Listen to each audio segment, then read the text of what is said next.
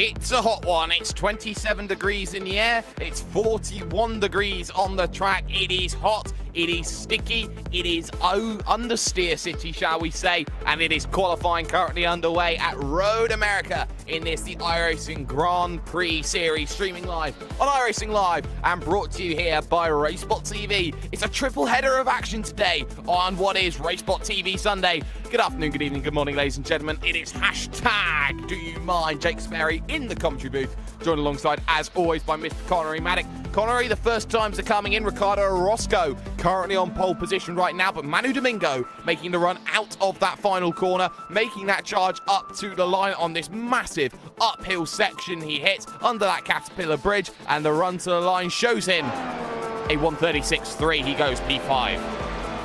Yeah, exactly. As a couple of more lap times come in, driver of note though, Marcus Jensen still has not set a lap time. His first lap looks like it was invalid, maybe gotten off track somewhere out there on circuit that they made that lap invalid. So this is the one that's going to count for Marcus Jensen, considering, well, making sure he can get this one clean and actually get a time on the board. But it is going to be Road America for this afternoon's race, at least in the European time. And, well, it's absolutely fantastic racetrack indeed, home to the IndyCar Series and, of course, the IMSA Series. It'd be fantastic to see a real-life Formula cars going around this circuit, but I don't think that's going to happen anytime soon in real life. At least we can enjoy it in the virtual sense. We certainly can. 6.44 kilometers here, Road America now making a run here towards this next right-hander of turn number 12, Canada corner. Makes that right and makes it very comfortable. Bill Mitchell bend is the next one, turn 13, and it has the ability to catch people out, and he hits it absolutely ace perfect. Final corner, turn 14 for Marcus Jensen, the young Scandinavian, looking to try and get himself up onto pole position for the Apex Racing UK team. Drive to the line for Marcus Jensen, and with 2.5 minutes to go, he does a 1:35.4 and goes 2/10 clear of the rest of the field. Tommy Osgaard makes the run to the line, and he does himself a 1:36.4, only good enough for position number 8 right now. Carl Winkler is a driver we need to keep an eye on right now, Connery. He's P10. Yeah, exactly, and he is on his second lap. But as he comes across the line, does he improve his lap time? Actually, that last lap time was invalid for Carl Winkler, so he will not improve his position. The car's still out on laps right now, include the likes of Richard Arnault, Stephen Larkamp, Henrik Andre is actually still down on pit road. Gary Larson and Emil Stanku also have not set lap times just yet. 15 have qualified out of the 20-car field so far. Yeah, 15 have qualified so far. Stephen Larkamp then for the Gap SRT team comes to the line, 1:38 flat. goes P15. Not a brilliant qualifying from him. Emil Stanciu then in the 20 right now, looking to make his good run. Then the Romanian driver looking for that drive to the line in that number 20 machine. Let's see what he can do on his final lap. The answer is going to be a 1:36.7. That's not bad. That's P number 9. Currently right now, Domingo on his final lap with Rasmussen as well. Nicholas Rasmussen, that is, no relation to Frederick Rasmussen, who did so well yesterday in that Blancpain GT Series race at the circuit of Spa-Francorchamps. Manny Domingo, though, for the Positive Sim Racing team, drive to the line, currently position number 6. Where can he go for this one today? Currently not going to score another lap time. Rasmussen, though, can he change anything? No, he can't. So right now, driver's still coming along. Partington to the line, Connery. Yep, and let's see as he comes across the line with improved time. Note that's going to be an invalid lap time for Michael Partington. There's another driver on track. Hasn't set a lap time just yet. This is also Gary Larson, also on his first and probably final time lap here, as well as he starts to come get his way across the line right there. Where does he place himself? Where does Gary Larson place himself? And that's going to be still at the back of the grid because that lap time did not count. 30 seconds and under 25 seconds. It's a long, long charge for Mark A. Warmington to get to the line. Currently in position number 5 here out on circuit. Makes the brakes right into Canada corner. Now looking to get the power down. And I don't think he is going to make it here. 10 seconds to go. He won't. Let's get ourselves then grid up then for you on your screen. Warmington has just missed.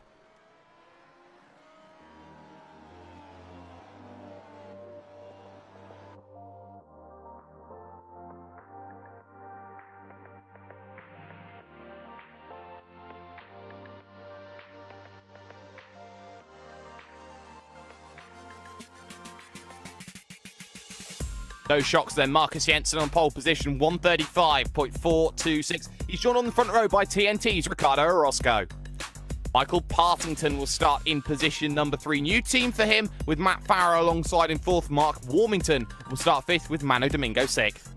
Evan Lathoris will start in P7. Ducky Tommy Osgaard will start in position number 8 with Emil Stanciu 9th. And Nicholas Rasmussen for the Gap SRT team rounding out the top 10. And then further down, the likes of Carl Winkler and Jan Brazino right now. Jaume Girot in P13 with Michel de Jong in 14th.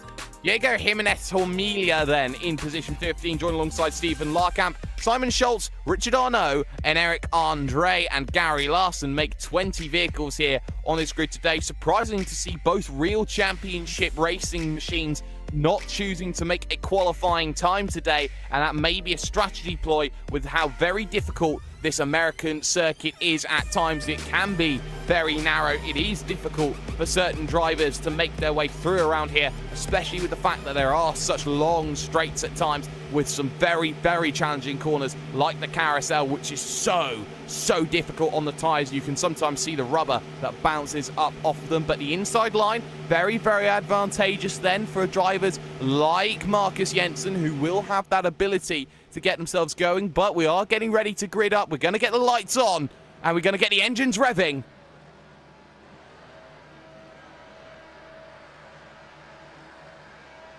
And we're going to get 31 laps underway. It's a slow start for Marcus Jensen off the front. Orozco leaves him for dead. And maybe Partington might have a chance. 3 wide behind as they go in. Farrow getting swarmed by the likes of Warmington and Domingo. Into turn number 1 they go. And you know what? Domingo is so lucky. No, he's not lucky. He makes contact and he causes a massive 3-4 car wreck. Osgaard involved, which is the unluckiest man. One of those unlucky men. But already a big incident in the early stages, Connery. Yeah, an absolute catastrophe coming down into turn number 1 with that 3 wide situation coming down on entry. Michael Partington went a little bit too deep on the brakes, maybe shoved Mano Domingo out wide, and then Mano Domingo got tagged from behind by Evan Lathora, span back into the middle of traffic, took a couple of cars with him. Yeah, took a couple of cars with, and that is not going to be very helpful. It is a difficult start at Road America because you have to deal with the fact that the start is not exactly flat around this circuit. But at the front, Ricardo Orozco leads, Jensen second, Farrow, Partington, Warmington under pressure from Stanciu in the 20 right now. And this is going on for position number 6. Rounds the carousel. Dirty air effect comes very heavily into play around this corner as they get themselves going. Now you get that run towards the likes of Canada corner here, Connery. And it's all about using that pacing advantage. No DRS on this lap, but Stanciu will be closing that gap in, but he's not close enough just yet. no, not close enough to make a move down into Canada corner. And he goes very, very conservative on the brakes right there, just to keep that gap very, very stagnant right there. As we head towards the end of lap number 1, Ricardo Roscoe is just rounding his way around the final corner of turn 14 here at Road America. As Stanchu still tries to get that run coming out of the final corner over Mark A. Warmington for P number 5. He will have a slipstream all the way down this pit straight, and look at how much overspeed he has. And actually, that will also be the ERS harvesting kicking in for Stanchu as well, but at the end of the straight. But he will get the move done on the inside coming into turn number 1, and that was very interesting to massive boost coming out the corner, perhaps using the overtake button in that McLaren MP430, and then the ERS harvesting kicked in, and then they were all at stalemate when they come towards the entry of the corner. Replay of the incident on lap 1 with Manu Domingo and Tommy Osgaard getting involved with it. A big shunt, and 3 into 2 will never go, but it just seemed that every time he went through the corner, the moment he was stepped out of line there, Manu Domingo was, Connery, it just seemed that he couldn't gather the vehicle back up again. No, it doesn't seem to be the case right there. And, well, it seems that turn 1 here always throws up a couple of surprises as traffic struggles to get their way through that particular corner on the first lap with so much traffic around. And that is exactly what we have seen there. As your front 4 cars, I would say, are starting to break away from the rest a little bit. There's a huge gap from P4 all the way down towards P5 and P6. And meanwhile, this battle between Mark A. Warmington and now is going to be Jana Breznia is going to be on, maybe coming down into Canada corner. Yes, and now through Kettle Bottoms, Jan Brezina looking to close down the gap then on Mark A. Warmington. Still no DRS here on lap 2 out of 31, but now it comes down to a matter of fact that Warmington has to play on the defensive game right now. Coming out to the final corner, though, your leader Jensen is closer to Ricardo Orozco this time by, may have the ability to use that DRS heading down towards turn number 5. Out on circuit, the gap half a second then between your leading 2 right now, but Jan Brezina looking for the move, but decides better of it into turn number 1. Defensive line taken this time from Warmington. He didn't want to have anything too untowards there, right there into turn number 1, but at the front of the field, Marcus Jensen looking to try and close. Yep, exactly. And will that DRS flap be open this lap? Yes, it will. DRS in effect for Marcus Jensen. He'll have the overspeed coming into turn number 5. He places his car in what looks to be, well, thinking about the dive bomb coming into turn number 5, but decides against it since he was so far back. Maybe he'll get the chance, maybe coming down the pit straight next lap or coming down the same back straight on the next lap. Here is there's still this battle going on in the mid-pack before P6, 7, and 8 between Breznia, Warmington, and now it's going to be Michel de Jong getting himself involved, looking to put his, well, +1 position for the day. I want to get a replay on Simon Schultz because he's had a very weird incident on the run down into turn number 5. Clatters the wall on the left-hand side before he even gets there. And just looking at what happened, he gets tucked in right underneath, and the moment he tries to move out of the slipstream, Connery, a huge lack of downforce, and he smacks it hard into the wall. Yep, exactly, and that's what happens when you try to turn while the DRS is open. There's absolutely no rear-end grip on that car while that DRS is open, and when you try to swerve out like that, you're just going to hit that concrete wall on the inside. Roscoe has a massive moment at Bill Mitchell. Ben runs wide but manages to gather it back up again without losing too much time, but now brings in Michael Partington and co onto the train. Matt Farrow there in position number 3, waiting. Top 3 split by 7/10 of a second into turn number 1. Small kink at turn number 2. The cornering is a little bit funny here, but that small kink does count as a corner. Turn 3 then, looking to set that run up is Marcus Jensen. Doesn't get a good run out of the corner. Needs all the DRS and ERS to help him. Matt Farrow will be looking in the catbird seat to try and get a position back later on in this one, but for the time being, he's just not close enough to make a move. None of your top 3 are. Jan Brezina made his way through then on the driver Mark Warmington last lap. Now Michel de Jong wants a piece of the action. He's already +6, looking for +7, Connery. Yep, exactly. Not going to make the move coming down into turn number 5, but he's been about 3/10 of a second faster per lap than the Blue Flag Racing driver of Mark A. Warmington. So this will be a battle that will be going on in not too shortly here as we look towards the race lead yet again. Marcus Jensen is still there, heading his way through the what will be the carousel, and Matt Farrow is actually still within DRS range in that P number 3 there, as that rear wing will open on the run down towards Canada corner. He's nowhere near close enough to make a move. Will Marcus Jensen make the dive bomb coming down into Canada corner? No, he won't. No, he was starting to harvest ERS there through that section. If he wasn't, maybe he would have had a chance to dive one down the inside. You don't want to make a half-assed effort in towards Canada corner. It will bite you due to the nature of that 90-degree right-hander. But up the hill then for another lap to start lap 5. Out of 31, it is still Ricardo Orozco who holds the advantage. Further back, though, running wide is Michel de Jong out to the final corner. Little bit too tentative there. He hit the apex nicely. He caught the curb a little bit on exit, and he has to recover it and lose a couple of seconds on his battle compared with him and Mark A. Warmington. And the big issue there was certainly a struggle. And again, Jensen, though, a little bit closer here on this battle right now. Has the ability to use the DRS. The flap goes wide open, and Ricardo Orozco may have to go defensive. He does. He looks to block it once. He can't block it twice. Jensen looks down to the inside, but he's not close enough. Forces the man wide, though. And Ricardo Orozco, big mistake. Side by side up for 6. Up the hill. Left-hander, 90 degrees. Hang out to dry. Marcus Jensen to your race lead. Yep, exactly. Ricardo Orozco leaving a door open. There's actually contact from behind. Matt Farrow runs into the back of Ricardo Orozco, coming into the right-hander. A little bit of miscommunication under the braking zone there, and that was a strange incident right there, I must say, Jake. Yeah, and it was a case of braking versus not braking. He had to leave the room there, did Orozco, to Jensen in front of him. Wasn't comfortable with it, and the contact from Matt Farrow just simply was not aware enough in that situation. And because of that, Matt Farrow now has damage on his front wing, and that means that Matt Farrow now is going to be struggling through this event to stay on the back of Marcus Jensen. A gift for Jensen there, made out of one small little wiggle, Connery, in that section at turn number 5, because he wasn't going to make that move, but Orozco ran wide, and that was just enough for what he wanted.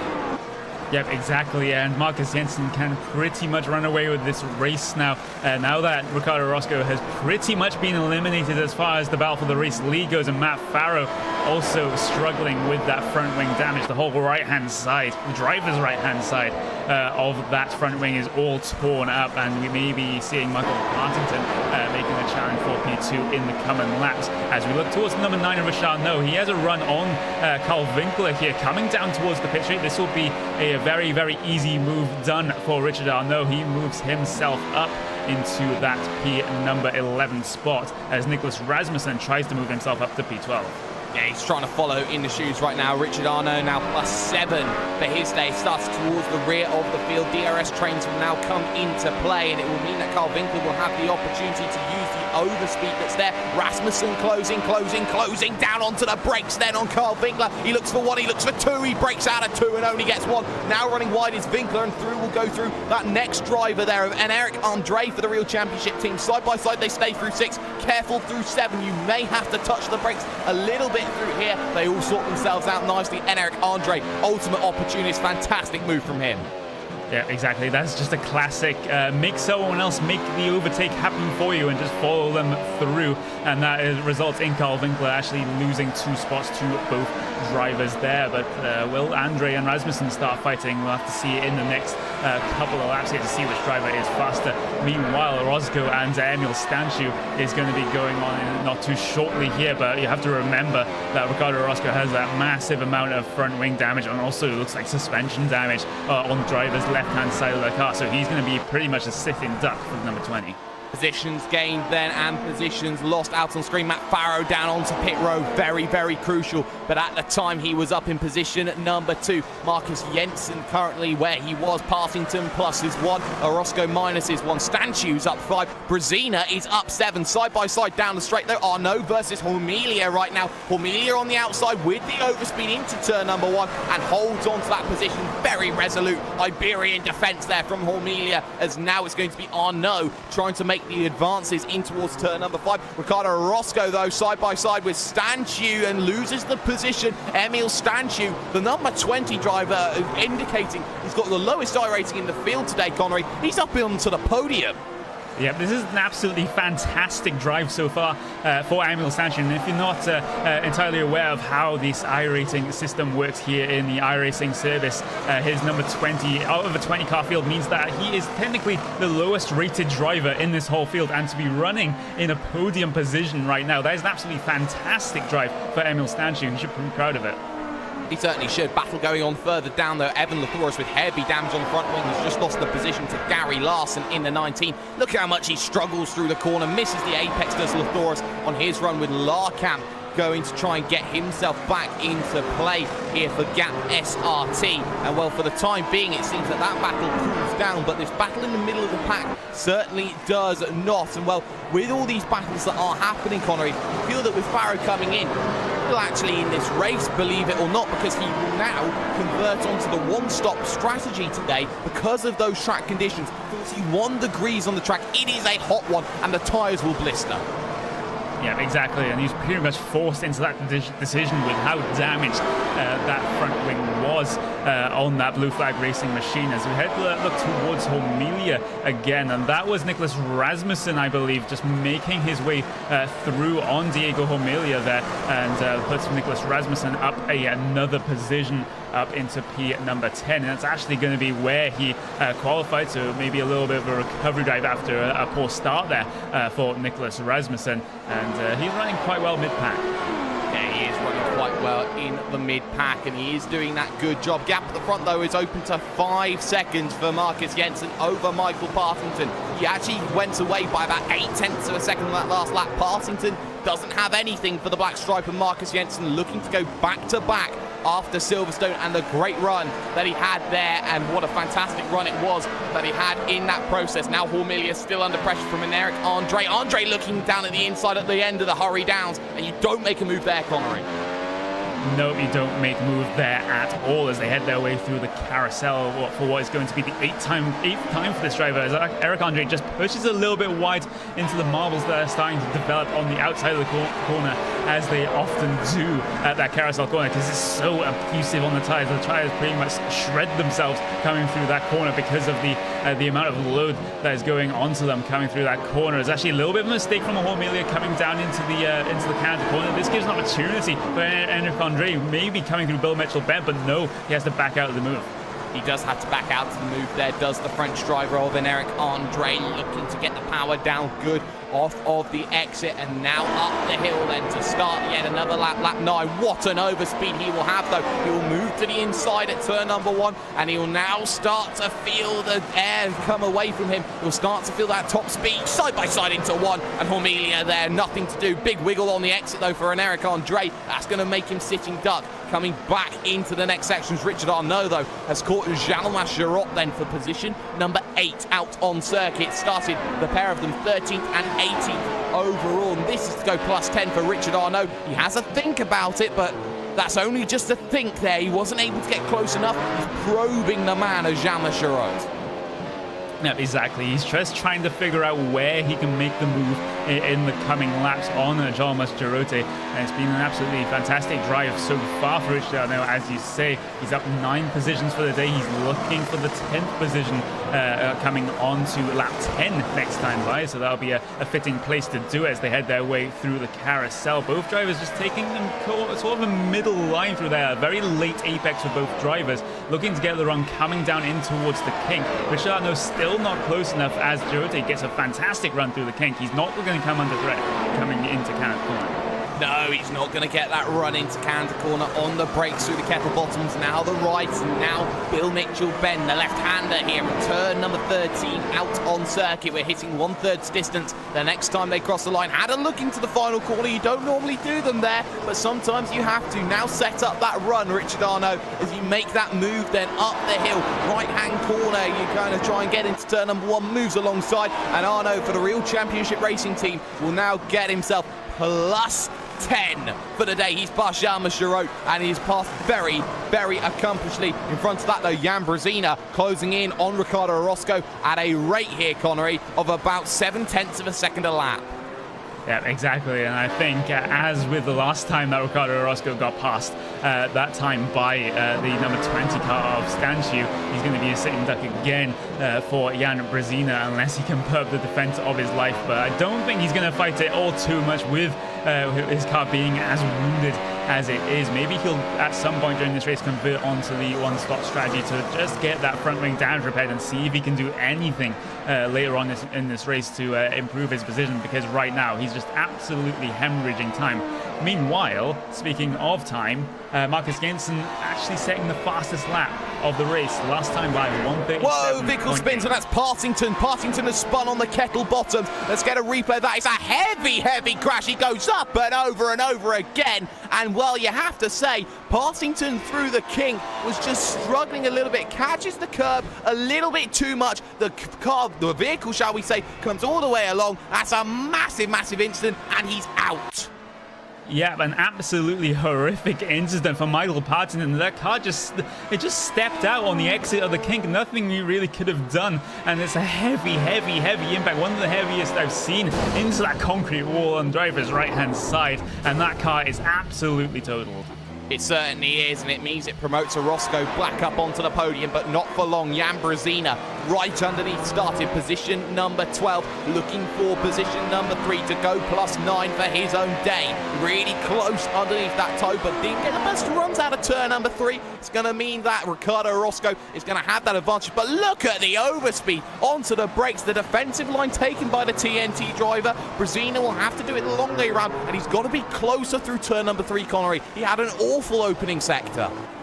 Yeah, absolutely awful for Ricardo Orozco, and it just shows how wounded that TNT racing car is right now, and he's just trying to wheel it around the track, but it's just not really giving him all the grip that he needs with that damaged front wing. And this is where there's a car off ahead. Emil Stanchu off at the carousel. That promotes Ricardo Orozco up into P number 2, promotes Jan Brzezina up into P number 3. What had happened to Emil Stanchu? He looked like, yeah, he just looked like you pushed wide coming through the carousel. That was a very, very interesting mistake there for Emil Stanchu. Maybe he's not used to running at the front of this, at the pointy end of these fields, and those are the sort of mistakes that can slip in due to inexperience. Yes, they can, and Emil Stanchu then will have to drop back into position number 4. So now Orozco, out of nowhere, is up into position number 2, playing the defense game here at Road America. And for Emil Stanchu, a very, very easy mistake to make, just not positioning the car well enough into the carousel. And that's the thing that people don't give credit for these vehicles. They are very, very tentative, and the moment you try and step it and make a move, Connery, it is so easy to spin it around. It's the Ilka Harpler effect from Imola. Yeah, exactly, especially with how much torque there is in these cars, especially with the ERS system using that boost off the corner. Just if you don't get it right, you just absolutely get a ton of wheel spin coming off the corner. Meanwhile, here's the move maybe coming down into turn number 5 for Jan Brzezina on Ricardo Orozco, but no, this is still not going to happen yet. It's not going to happen, and positions have been changing. Jalmas Giroux has been going backwards as Eric Andre and Nicholas Rasmussen have both made their ways through over the last couple of laps. Very good moves then for the pair of them, and looking even further backwards, you can see the gaps opening. Matt Farrow, though, don't count him out of this race, because if it's on a one-stop, you may have the ability to bring this one back. Larkamp is the next driver. He needs to chase 5.5 seconds, though, Connery, and Larkamp, that last time by, was about 3.3 seconds slower. Yeah, exactly. Matt Farrow catching the number 10 machine at a rate of knots. So when that becomes a battle in the not too distant future, then maybe there will be nothing that Stefan Larkamp can do with a deficit in time that large. But we've seen stranger things in motorsport, as we're going to be heading our way down onto, actually we're onto lap 13 right now. Marcus Jensen still at the front of the field by, get this, 16 seconds.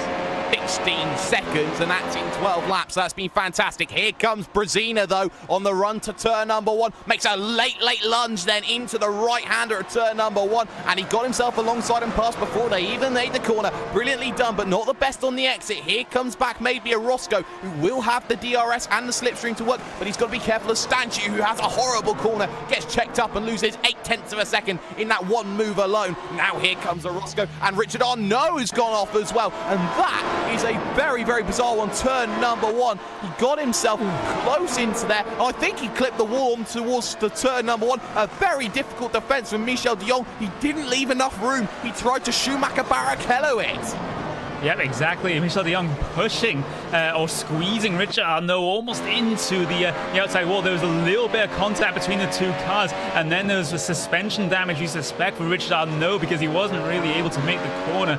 And it looks like, yes, that suspension is damaged on driver's left-hand side for Richard Arnault. Even though that is a relatively light contact between the two cars, it's enough to damage these cars sometimes. It is, and Arnault is absolutely furious. He's doing his best John McEnroe impersonation. Are you serious?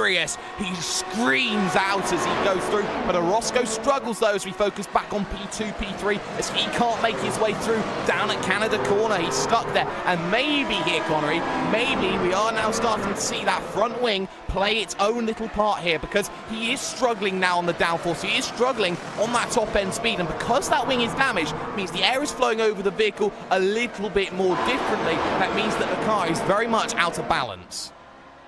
Yep, exactly, and yeah, I have to wonder if he's going to actually do this one-stop strategy here. It's actually much more viable than it would be otherwise because the track temperature is so hot here today. That one-stop strategy can work, whereas we normally see in this series the no-stop strategy being the fastest. Maybe Ricardo Orozco, sorry, can make something work on the one-stop strategy, but he has to. I think what he's doing right now is getting to at least halfway to make a semi-scheduled pit stop for that one stop. But right now, every single lap he's out there on track with that damaged front wing, he's losing time. He is losing time. It's 139s at the front of the field compared out to the 137s that Marcus Jensen is doing. Marcus Jensen is pulling away at a rate of 1.5 seconds every single lap, and that is just beautiful to see from Marcus Jensen, who has gone purple on that last lap as well, doing a brilliant job of making things happen. And you feel in this train, if you're Emil Stanchu in position number 4, you've given up position number 2 and position number 3. You've got to somehow find a way to make your way past Orozco, which is the easier of the two to make a way through on. Yeah, exactly. I'm just having a little bit of a look at the lap times last time by for both of those particular drivers as they head their way down into Canada corner. And actually, Emil Stanchu was around about 0.2 seconds faster than Ricardo Orozco last time by. And he's also well within DRS this time by. But the thing is, Ricardo Orozco also has the DRS, so that effect will be negated when it comes to the pit straight and the back straight. But the only thing Stanchu has in his advantage right now is the damage to Ricardo Orozco's car. He certainly does down the front stretch, and already Orozco struggling at hitting 300 kilometers an hour just, and Jan Brezina is pulling away from him out on the straights. That's how difficult that pace difference is for the driver of Ricardo Orozco even. He can't close down on any of these straights due to that top speed advantage. Battle further back though, going on Gary Larson versus Carl Winkler. This is the P11, P12 on circuit, and Gary Larson, who started last on the grid here today, making some very good and astute progresses, mainly because vehicles have been going off, but he has made 4 positions out of pure merit. Yeah, exactly. 4 positions out of merit and +8 if you include all of the other drivers that have had problems somewhere out there on circuits. Actually, he gets a terrible run coming out of turn number 3. Not going to be able to challenge Carl Winkler coming down to turn number 5. In fact, he will get the DRS this time by, but he's going to be outside the 1 second activation zone for the next DRS zone, unless he can close that gap back up, as he has a terrible turn 5A again. That's going to lose him at least a couple more tenths. So a scruffy couple of corners there for Gary Larson. Yeah, Gary Larson starting to struggle then on the rear of that driver of Carl Winkler, and it means that he will now drop back at least a second and a half, 2 seconds in terms of this battle. Big wiggle for Winkler though behind Hormelia in terms of the battling that has been going on, but still Orozco closer than ever here compared to himself and Brezina. Struggles through Bill Mitchell bend, a little bit wider though from that driver of Brezina, and close was Ricardo Orozco into the final corner. Gives a little bit of a scare to that driver of Brezina in front of him. Stanchu doesn't have the best of corners, drops a little bit further back, but Orozco closer than he's ever been. But again, he is now saving his ERS, and no DRS on the straight there, Connery. How bizarre. Yeah, exactly. I felt for sure that he was within that 1 second activation zone, and it didn't actually activate on the pit straight. It activated on the run down towards Canada corner, but it didn't actually activate on the front straight, as actually he will get it on this back straight, as there are the DRS ports as they come across it. DRS will be wide open for Ricardo Orozco, but again, it's just making him the same speed, if not slower, than Jan Brezina coming down the straight because of that front wing damage. Yeah, Brezina's ERS deployment has been nothing short of sensational here during this race. He has just planted the car where he's needed to and defending against the wounded vehicle. Maybe a quicker driver than Ricardo Orozco, but Jan Brezina, it's not about how quick you are over the course of a lap, it's about your smarts, and Jan Brezina is one of the smartest drivers on the grid. Yep, exactly. He really, really is, and he's looking for a good result for himself right here because he's at 10 positions as actually gets a huge tank slapper coming out of the carousel right there. Loses the position to Ricardo Orozco, may well lose the position to Emil Stanchu as they go side by side, coming down in towards Canada corner. Emil Stanchu will take the inside line, and Brezina will have to hang it around the outside. In fact, he actually backs out of that one, loses 2 positions in a matter of seconds. Wow, let's get a replay of that because he comes out of the corner, he just starts to lose the back end, and that's a very, very nice bit of braking to bring that vehicle back into play. How lucky is Jan Brezina? Lives are lost, but only 2 positions in the end is what he's going to be left with. And now, in position number 4, he's playing the Stanchu role. Now it's Stanchu's chance to get it back at Orozco, back into position number 2. And for Stanchu, this is a major, major scout for him. They're now 22 seconds off the back of your race leader. Yeah, absolutely, and this is Emil Stanchu's chance to make his mark on the race and maybe impress some of the teams that might be watching this one as we head back towards Nicholas Rasmussen, as Rasmussen manages to get himself past Michel de Jong, but Michel de Jong is still going to be close there. He's maybe going to have the DRS coming down the straight. A fantastic run from Nicholas Rasmussen coming out of turn number 3. DRS will go towards Michel de Jong, but he's not going to be close enough to make a move down to turn number 5. He looks like he may have had a look there, but he's not going to go and take the chance. No, he isn't. Full ERS was open for Nicholas Rasmussen, and therefore using that deployment of ERS, he managed to negate the effect, shall we say, of the DRS that Michel de Jong had. And Eric Andre very close behind, looking at position number 7. And then Eric Andre looking at maybe going plus 12 for the day. But remember, real championship racing cars find it a very difficult challenge to get around Michel de Jong. Just take a look at Richard Arnaud's wounded vehicle. Yeah, exactly, and that'll be a problem for Richard Arnaud, as actually we have a look towards the rear of the field here. There's going to be Homelia versus Carl Winkler. They're still relatively close on track as well, as we look back towards that battle for P number 6, 7, and 8. This is Eric Andre versus Michel de Jong. Michel de Jong having to defend what is going to be that P number 7 position from, and Eric Andre coming out of the final corner, as actually Carl Winkler is having a multitude of problems in a heavily damaged Core Sim Racing car. Will it be a similar incident to what we saw earlier with a particular driver, Michael Partington? And it was a huge slide coming through the kink, and this time he hits driver's left-hand side wall instead of the inside wall that Michael Partington hit.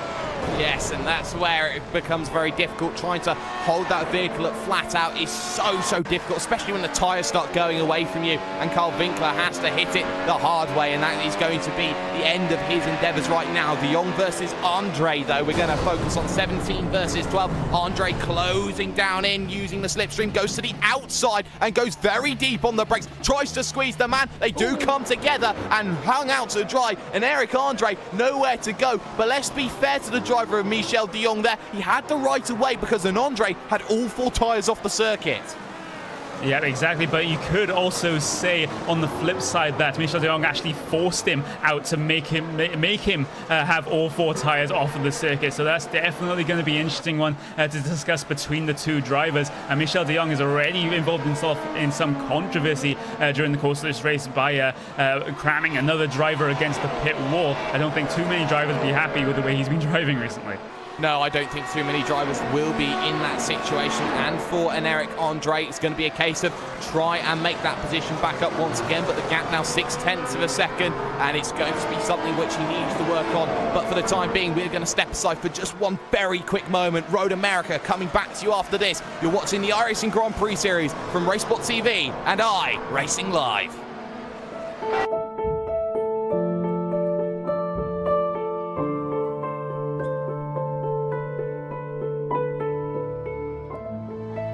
When I sat in the car, you always wonder, what's it going to feel like? It was my first time driving a mid-engine GT car. My thoughts were, wow, this is really good for a first time in a car. I was really surprised by it. You're sitting low, You got the A-pillars at steep angles, the windshields at steep angles. You can see the fender flares. I think we have a chance to win. Everything's got to go right, but I think we have a car that can win the race or be on the podium.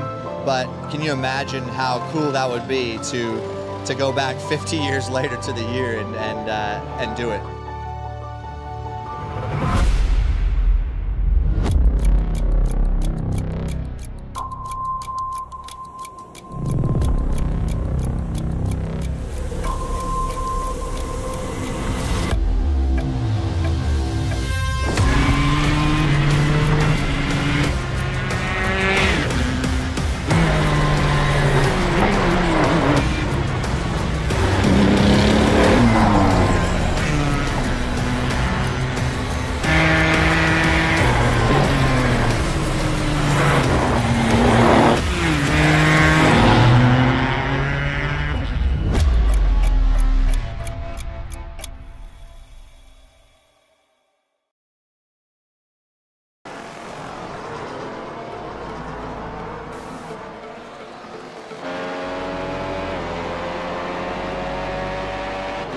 It's been a roller coaster start, and we are now within the final 12 laps of this event, and it comes down to a fact of one man walking away right now. Marcus Jensen, 25 seconds clear of the field in the space of 20 laps. But we're going to focus on this battle P7, P8 right now, and Eric Andre versus Michel de Jong. This is the one going on which is so crucial, and they've already tangled once today already, and Eric Andre wants to make that move as decisive as possible past the driver Michel de Jong. But they're not the worry here for these two drivers, because behind them they got to worry about a very lightning quick Matt Farrow closing in at a rate of a second and a half a lap. Yeah, exactly. And Matt Farrow will be involving himself in this battle between Michel de Jong and Eric Andre in the next few laps, I suspect. But can Eric Andre get past Michel de Jong before that happens? That's the question that we have to be asking. He hasn't had a great last couple of laps. He hasn't really had any opportunities to speak of on Michel de Jong. And he gains all of his time with the DRS and going very deep on the brakes, coming down into like turn number 5. But across the rest of the lap, the performance in the car just isn't there. It is, and part of that can come down to the dirty air effect that's here. It's a lot stronger than many other circuits, mainly due to the fact that there are a lot of mid to high speed corners around this circuit of Road America. It makes overtaking very difficult, so they counteract that with some very, very long straights, which gives you a lot of opportunities around the final corner. And close, very close, is the driver of Eric Andre. He will have the slipstream here and up the hill. That's going to be so useful to have him punching through the air in front of him. Michel de Jong will be. So now for an Eric Andre, needs to close that one in, and he will. And there's the very heavy defense that we saw when he tried to defend from Arnaud from de Jong. To the outside goes Andre, and Andre can't make the move through 1. Big wiggle there through the end of 1, and that's going to compromise his run to 2, and now needs a great run through 3.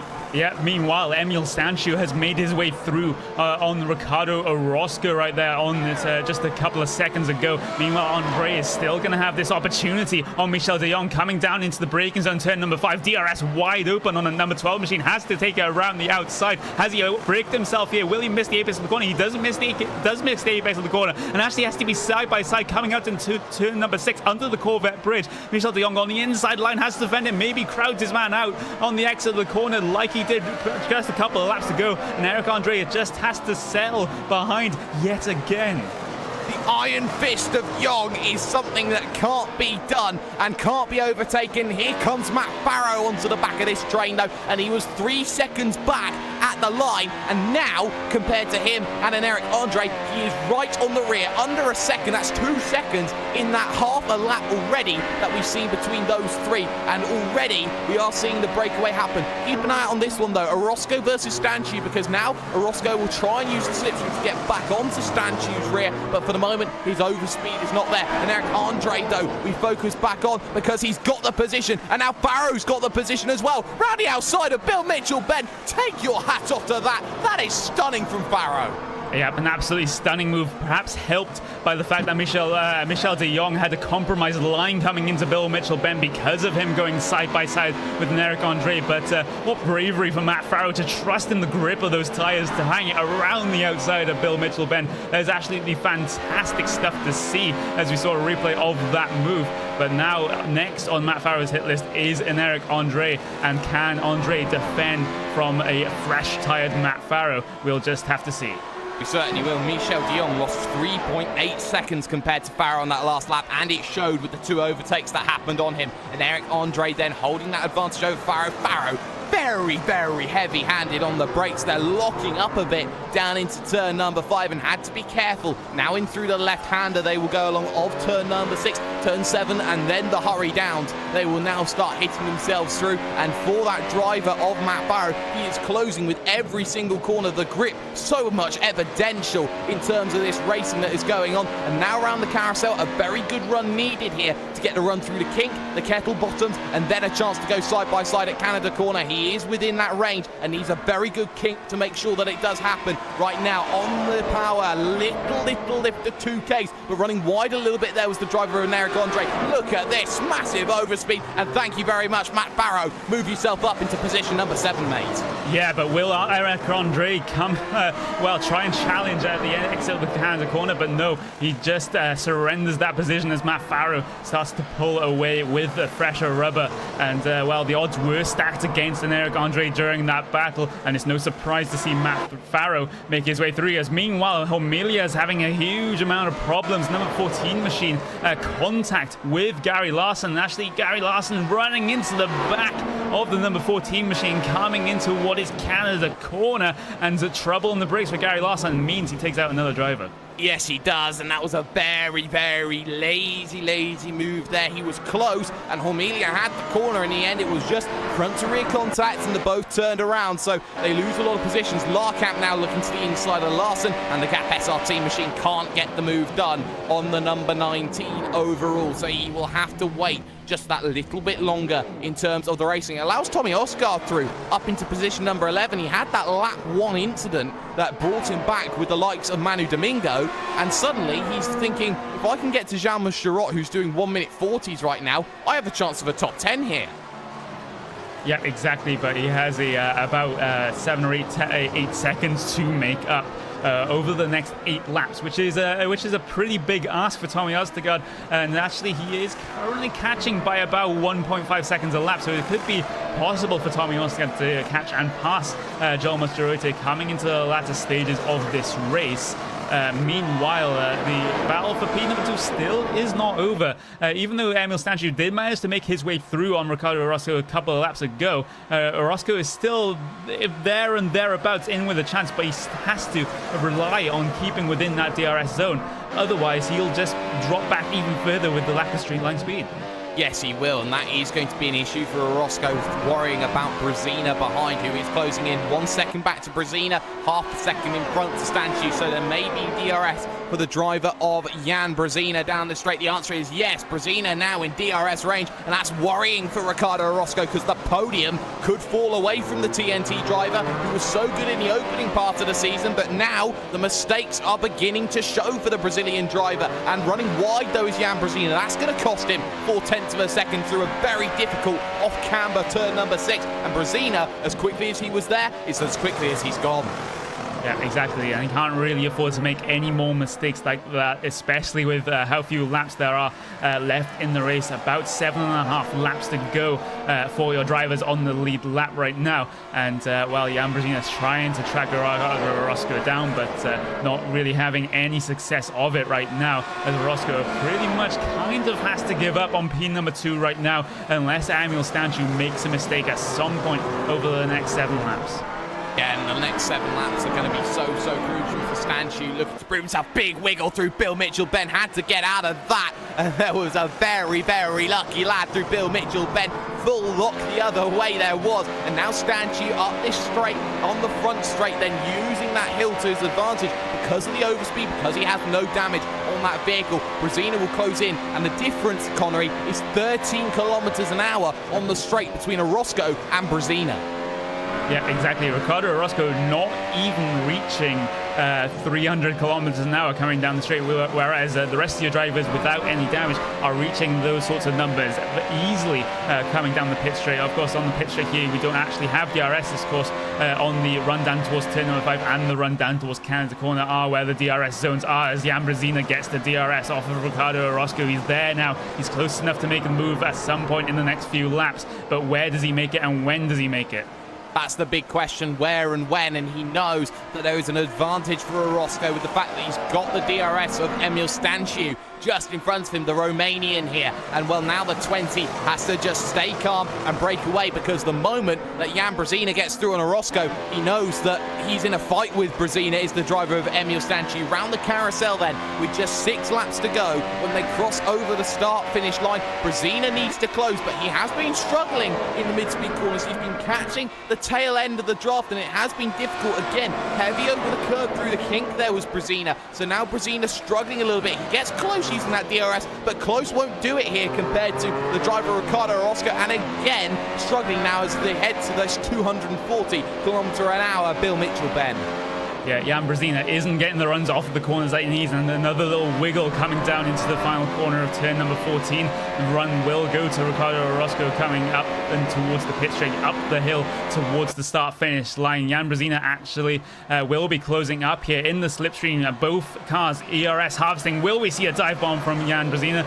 No, he had that little bit of a think about it though, coming down into turn number 1. Meanwhile, Eric Andre having problems there. This is a single car spin coming through on the exit of Bill Mitchell bend, just gets a little bit of a wiggle, overcorrects, and he hits the wall.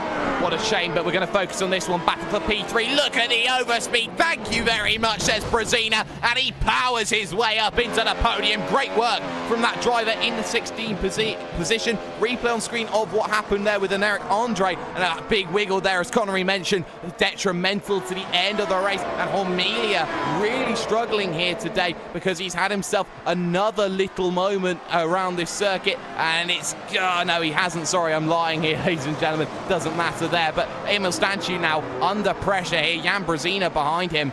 Well, now we've got to race for second. Yeah, exactly, and let's see how these two drivers stack up against each other with the what is going to be the final 5 laps the next time they come across the line. DRS is actually in effect for Jan Brzezina, so there's going to be no DRS in effect for Emil Stanciu. He has no car within 1 second ahead of him, either on in pole position or a lapped car. So this is going to be Jan Brzezina's advantage to use, as he pushes a little bit wide coming out of Bill Mitchell bend, just gets away with it though. He's going to not have DRS, of course, coming down his pit straight, since there is no DRS zone here. He'll try and get the curtails of the slipstream coming down the straight though, but that was a very, very good exit of turn number 14 for Emil Stanciu. Just stems the leading a little bit. Yeah, 0.8 of a second the gap between them. Keep an eye on this one though. Nicholas Rasmussen versus Matt Barrow for position number 6 out on circuit. Barrow's close here as they head themselves up the hill under the Caterpillar footbridge, and now you can see that toe coming into play defensively. Deploying the ERS there is the driver Nicholas Rasmussen on the run into turn number 1. The Gap SRT driver versus the Blue Flag Racing driver Matt Farrow. Farrow looking at turn number 3 now with a little bit of green eye envy as he looks to try and get past one of the toughest defenders in the world of sim racing today. And for the time being, the DRS will be available for him to use. Now he'll be able to close up at the rate of a few bits more, and still though, that ERS defense there, very resilient for Rasmussen, who has to take a double take into the corner, and now Farrow's all over him like a rash. Yep, exactly. Coming up into turn number 6, the uphill braking zone as Rasmussen pushes it a little bit wide. Matt Farrow is there to capitalize on any mistake like that from Nicholas Rasmussen, but doesn't do so that time. He wasn't really close enough. He just needed another 1/10 of a second, and maybe he could have slipped his nose down the inside coming into turn number 6. Coming into the carousel this time, tighter inside line for Matt Farrow coming through the corner, pushes up towards the middle of the corner, coming into the middle of it, and then a very late apex for both drivers as they head their way through the kink right right now. Matt Farrow is going to have the DRS, and he's going to be close enough to make this move coming down to the Canada corner. Defensive inside line for Nicholas Rasmussen. Matt Farrow's going to have to hang it around the outside, goes very, very deep on the brakes, and actually they're going to be challenging coming side by side through Canada corner, but Matt Farrow gets the position. The art of the overtake personified in Matt Farrow. That's beautiful. Second time today he's gone around the outside and made mincemeat of his opponent. And well, Nicholas Rasmussen, he did everything right in that situation, but sometimes you just got to take your hat off and give a round of applause. Brilliant, brilliant battling between the pair of them there, and Nicholas Rasmussen will drop back. So now our focus in the final 4 laps turns to Stanciu versus Brezina, and Brezina is now starting to just lose himself a little bit. He dropped a 10th on that last lap to 9/10 of a second, and Stanciu is having a very, very solid drive from 9th on the grid.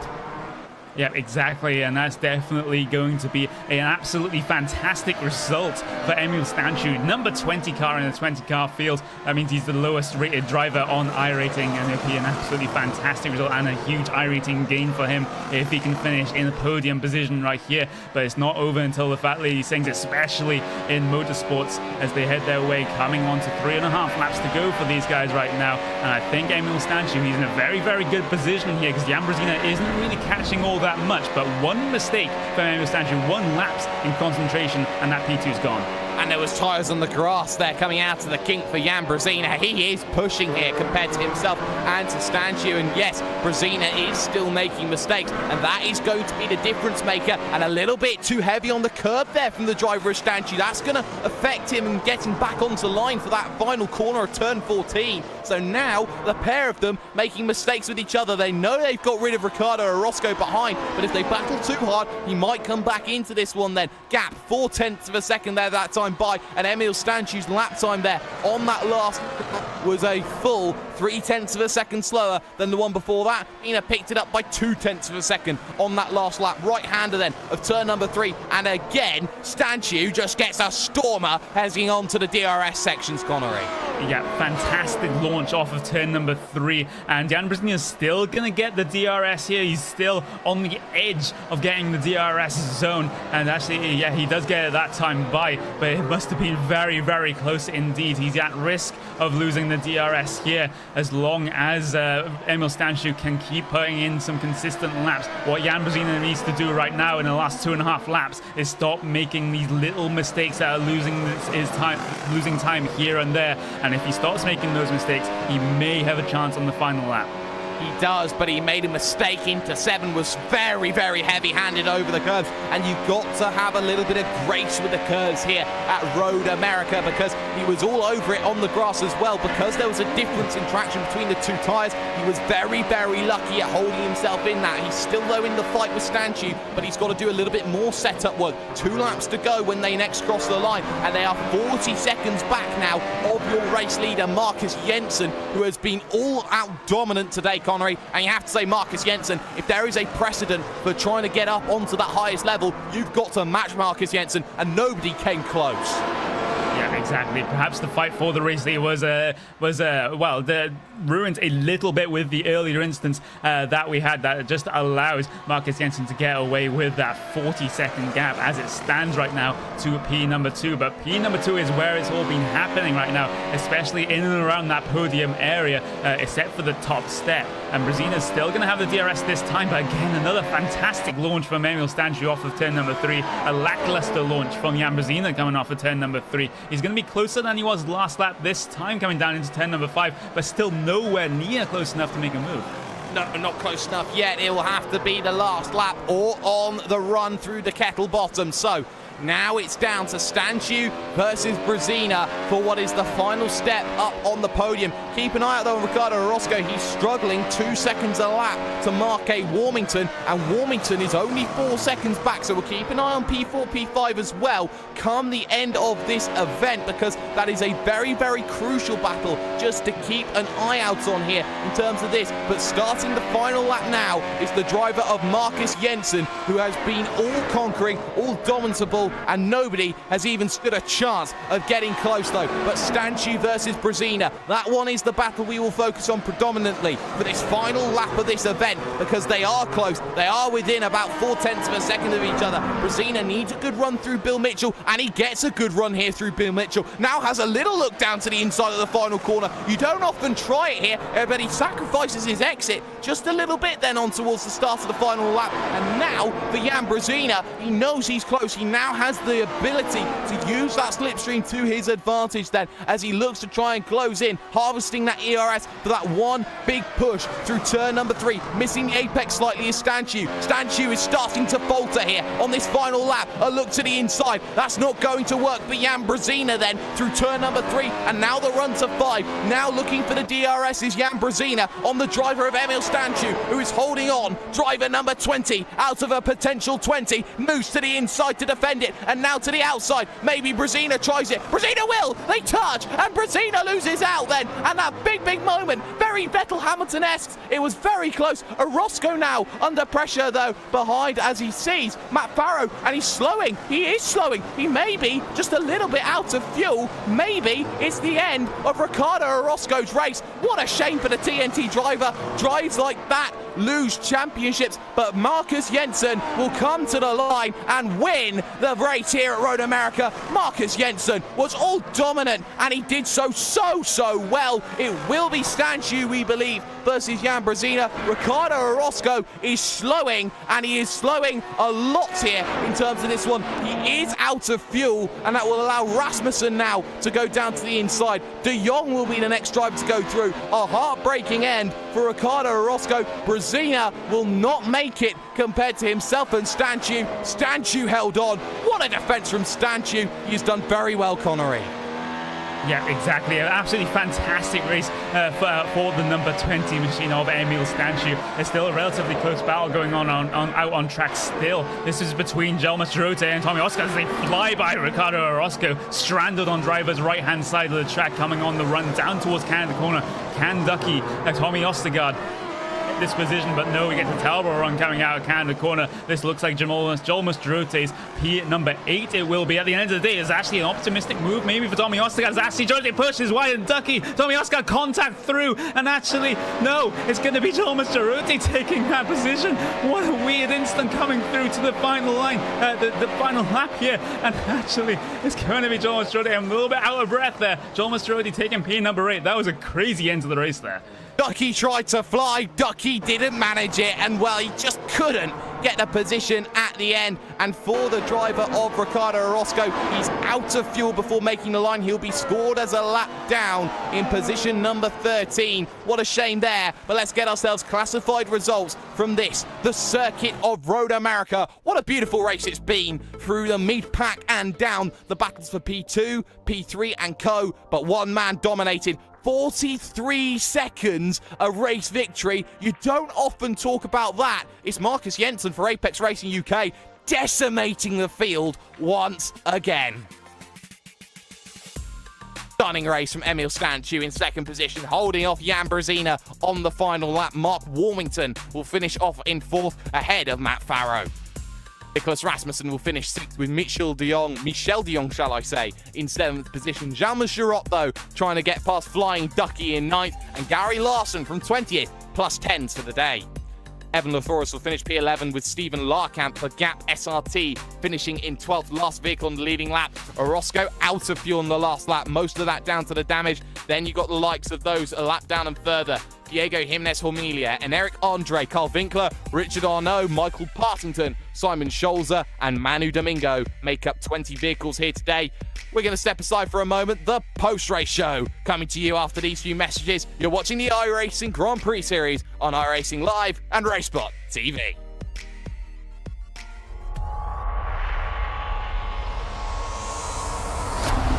There are 3 different paths if you want to call yourself a world champion of sim racing. NASCAR, open wheels, or endurance racing.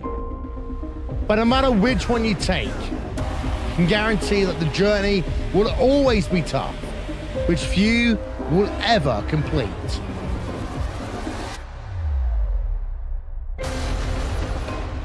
The iRacing World Championship Grand Prix Series, the premier road racing series in sim racing, started with a new car taking center stage. Then, it was Martin Kroenke resisting any challenge thrown at him to break the 5-year stranglehold of Gregor Hutu as being world champion. These drivers and teams are not just competing for pride, they're competing for money. And with over $20,000 in prizes for each of the series up for grabs, drivers really do put it all on the line. The NASCAR Grand Prix Series, powered by iRacing, is the premier NASCAR esports series featuring the cars and tracks from the Monster Energy NASCAR Cup Series. The 2016 campaign saw a return to the top of the mountain by Ray Alfalla as a 3-time Oval World Champion. The march to that championship was not easy, though, despite the fact that Ray Alfalla took home the most points in series history. It just also happened to be the tightest championship fight we had ever seen. These guys are set for the 2017 campaign. The Blancpain GT Series hosts the top GT3 endurance teams in sim racing, with groups of 3 or more drivers sharing the wheel. This is a championship you can't win alone, and you need the same determination, passion and drive from your teammates to be successful. They often say that it takes just one mistake to lose a championship, and in team racing, it may not be your mistake that costs you the win. Last season, VRS Coanda SimSport won the championship by a single point. This year, who will step up to the plate?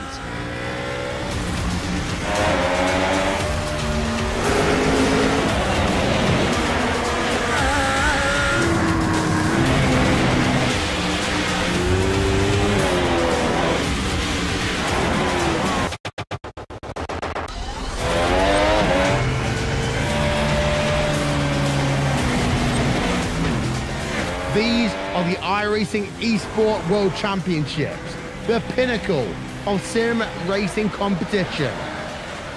Catch it all season long with live coverage on iracing.com/live.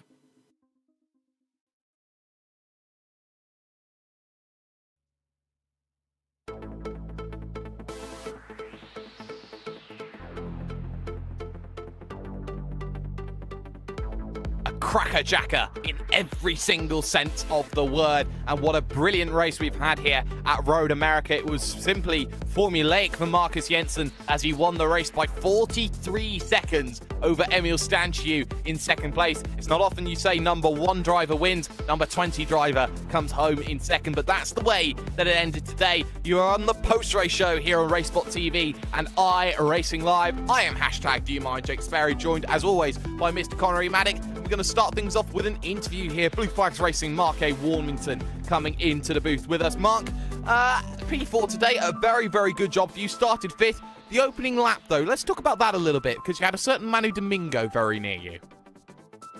Don't know much about the opening lap. I just know that I got a cracker of a start. There was a gap on the right side between the pit wall, and I thought, I'm going for it. Normally I'd wait, but I thought, I'm going for it. But then into turn 1, I thought, okay, let's back out a little bit, take a clean apex, and then I heard and saw that cars went off on the left, and it said 3 wide at some point. And that's always my cue for 3 wide. I don't think so. Let's back off a little bit. So I haven't actually even seen it. You'll have to tell me what happened. We certainly will. Well, there was a massive incident with Domingo, Osgard and many, many other drivers on the outside of turn number 1. But through the mid part of the race, it was about just putting those lap times in, going solo for quite a bit. But towards the end of the race, you had a certain driver called, I believe, Ricardo Orozco run out of fuel on you. How was that feeling for you? Well, yeah, like you said, I was literally in a just hit your marks, hit your braking, don't lose focus, and hot lap. It was quite boring, but tense. And then I saw, I thought he'd gone off or something, and then realised on, I think, the penultimate lap that, yeah, he must be conserving fuel. I'll admit I wasn't looking at Ricardo, I was looking backwards, because I could see that my teammate Matt was charging back through the field, and I wanted to beat him at least once this weekend. So I'm extremely happy with the 4th. Well, he beats Matt Farah after his instance in the early stages, but next week We're back home again in Indiana, Indianapolis Motor Speedway. Mark, what's your feeling about what was a classic for many mid-2000s Formula One fans? I really don't like the track. I really don't like it. It's when you hook it up and you're on a good lap and you're in the zone, then it's got some nice technical parts, but it's a tiny lap. The infield section, I think, is kind of Mickey Mouse. It's 90-degree turns all over the place, and they've put a DRS zone on the back straight, which might as well not be there. However, we don't get to choose, and we turn up and we got to deliver. So I think it'll be a pretty good race, though, because that straight is DRS city. People will be going hell for leather into turn one. They certainly will. And, well, Mark Warmington joining us then from Blue Flag Racing, position number 4 overall today. Connery, though, today was a fantastic race. Every sort of battle was there. But the big story coming out of it is, firstly, A, Marcus Jensen walks away with one, and I mean legitimately walking away with it. But secondly, Emil Stanchu now, his stock has severely taken a rise. Yep, exactly. I did a little bit of research into Emil Stanchu at the end of that race during that commercial break, and it doesn't look like he is with any iRacing team at the moment, and results like that put you on the radar for some of the teams in the iRacing World Championship Grand Prix Series, so he could be on some teams' radar right now, but is this just a one-off result for Emil Stanchu, or does he have the pace to run up with the best? That is going to be the question that many people need to ask over these next 6 weeks in the second half of the season, and also into the likes of the iRacing Road to Pro Series, which will be so crucial for so many drivers to be a part of. Remember, this is a triple header here to this afternoon. There is much more action that will be going on throughout towards your evening. You've got the likes of your SOR V8 Super Truck Series. We'll join myself and Cisco Scaramuza for that one. It will be brilliant from the Nürburgring. And of course, Indy Elite will go from Iowa. Join Will and Francisco for that one. But there is so much more on offer, like next week here on your very, very special Sunday. We're heading to Indiana, and Indianapolis Motor Speedway will be so good to watch. You don't want to miss that. Huge thank you goes out to all of you who have been watching at home, all the drivers, all the teams. Big thank you goes to Blue Flag Racing for helping support this broadcast. The likes of Istvan Balog's track camera packs for gourmets. The likes of thanks have to go to Andwern Designs, the official graphics partner here on RaceSpotTV. The likes of ATVO and such, and Apgeneer, the official graphics engine here on RaceSpotTV. And well, for the time being, that's been Connery, Maddick, Paul Smith, and I've been hashtag Do You Mind Jake Sparey. Jensen smiles, but Stanchu, he becomes a name that many people will be breathing on their lips. Good night.